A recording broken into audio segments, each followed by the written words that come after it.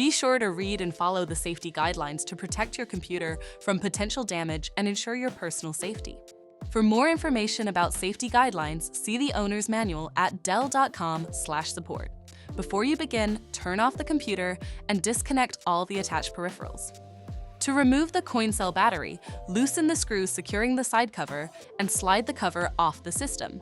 Identify the riser card module and remove the 2 screws. Lift the module out of the system, identify the coin cell battery, and remove the latches to lift it out of the system. To reinstall the coin cell battery, place it back in the system and secure the latches. Place the riser card module back in the system and install the 2 screws. Place the side cover back on the system and secure it with the screw. For more information about your Dell system, visit dell.com/support.